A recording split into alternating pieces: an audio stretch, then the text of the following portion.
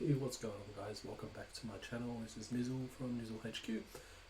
So today I'm going to be bringing you part 3 of the Lost Ark Endgame guide series. I'm going to be putting out a guide each week to just roughly explain what the endgame of Lost Ark is like, and then you can make an informed decision about whether this is a game that you want to play when it comes out in NA and EU later in the year.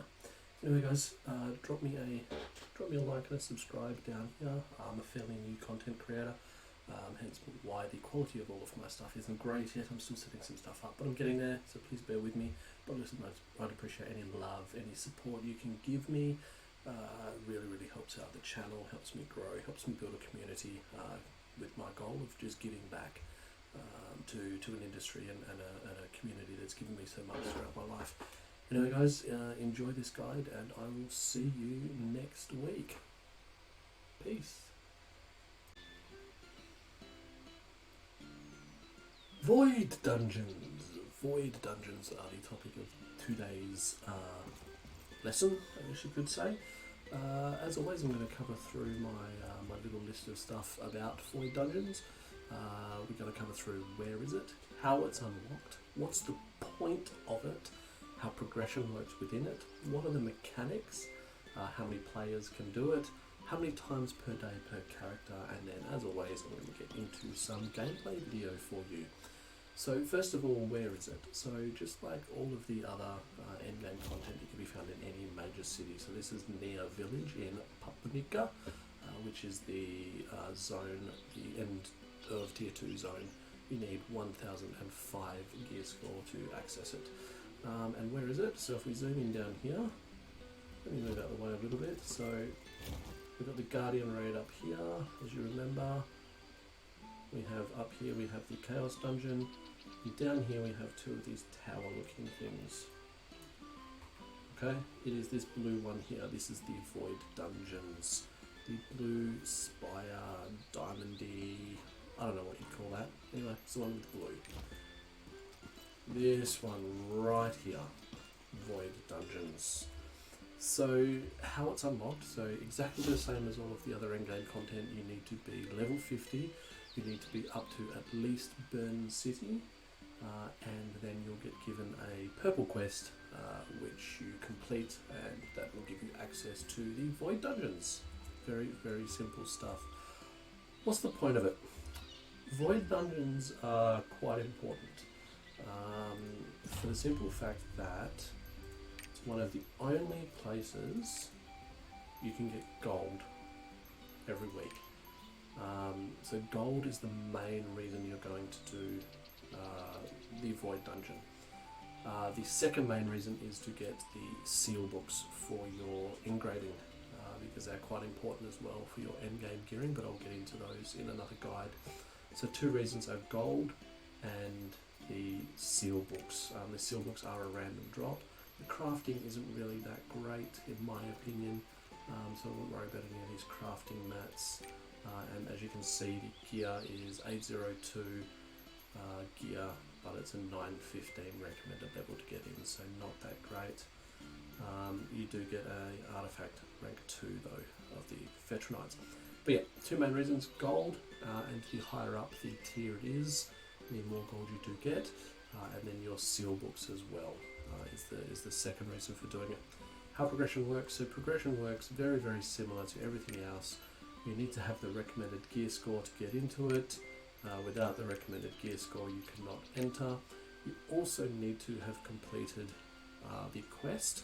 So Raya's Heart, it will be in, this is the Papunika, I would say Papunika, yes.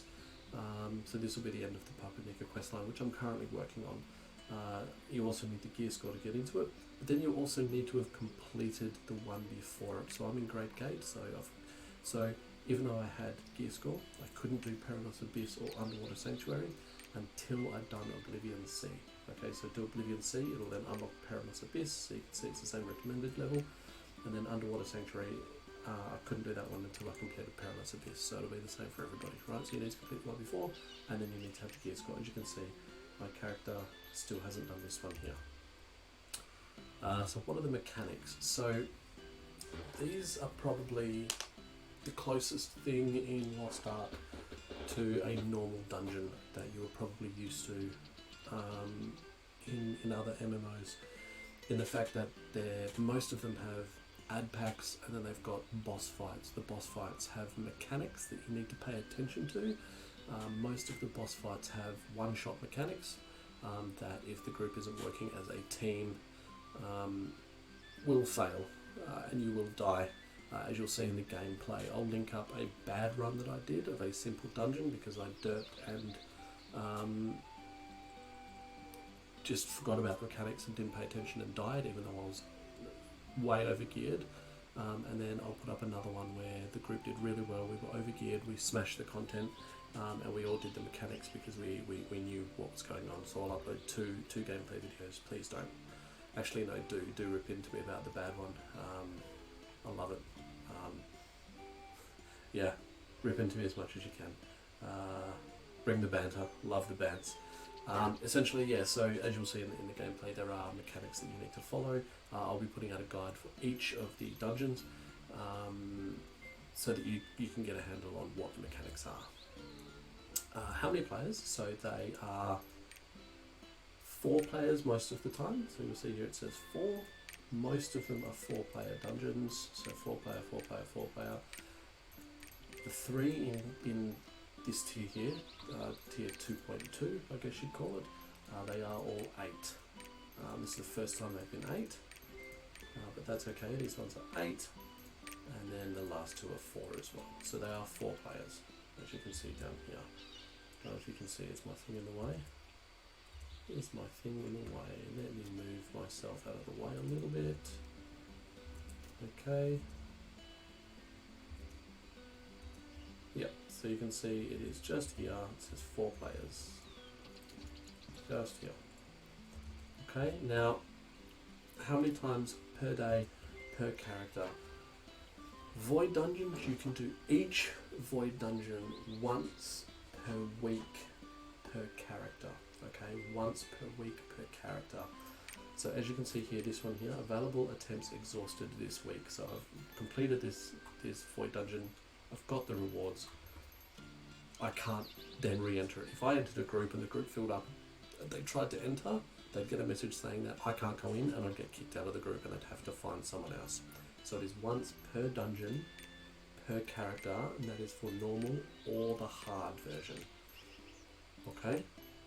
So, doesn't matter what you do, normal or hard, it's one attempt. Okay? Now each dungeon does have a hard version. It's the same dungeon, just obviously harder, but the rewards are better. Yeah, and one thing to note about void dungeons is you can outgear them. So when I say do every single void, you can do every single void dungeon once per week. You'll see this thing here, it says if the equipment rating is 915 and higher, golden experience unlimited. What that means is you don't get anything. I'm too high geared because I'm above 915. I will get nothing for running this void dungeon. Okay? I still recommend doing them, so you'll find groups that do, say, you know, if you're in this tier here, you'll find groups and the description will be 1 to 6. And what they mean is they're just going to smash through all 6 of these because you still get a chance at the books that drop. Okay? And the books that drop for your engraving, you can bid on them. And if you put the winning bid, you will acquire that. If no one bids on it, it disappears. But if someone else bids on it, the money that is bid on it is distributed amongst all the other people that are still in the party. So there is still a small chance that you will get some gold from the dungeons, but there's also a small chance that you'll get a book that you can use for your engraving. So I still recommend doing them. Find a group 1 to 6 or 1 to 9 if you're up to here, or if you are up to here, find a group that's doing 1 to 2, or just queue for these, make a group or whatever. But yeah, you will outgear them. So I've done this one, got nothing from it, didn't get a book I needed. I've done these 2. Right, Forgotten Forge is one you'll see in the video. I got nothing from it, but that's fine. I did this one, got my gold, did this one, got my gold, did this one. I haven't done this one yet. We got up to the last boss and we couldn't beat it. That's okay. I've still got the rest of the week to complete it. So that is one thing to note with the Void Dungeons. I think that's about it. Look, they're great fun. I really do like this content. I look forward to the reset each week so I can go back in and do the dungeons. But this is one way where having alts can really help you with your gold acquisition, because you can only do these once per week per character. So as you can imagine, so for this one here, I think this one here is worth 400 gold, I think. I can't remember the exact amount, but this one here's worth 400 and this one here's worth 400 as well. So I've got 800 gold for that. If you have 5 characters, right, that's 4,000 gold just for doing these two, if they're both geared enough to do these per week, and that's a good chunk of gold. So instead of me just having 800, I could have 4,000. The caveat to that is that you do have to level and gear 4 alts for that to happen. But this is one reason that alts are so important, and we'll be putting out a video that talks about the power of alts in the future. Anyway guys, look, I think that just about sums it up for Void Dungeons. As I said, it's a great mechanic, do love it. I will put out videos with guides to all of them, so if you're a new player, you can come in and you can watch all my videos and understand the mechanics before you go in there, so that you can pass them with ease. Anyway, enjoy the gameplay. Peace. Let's go, let's go, let's go.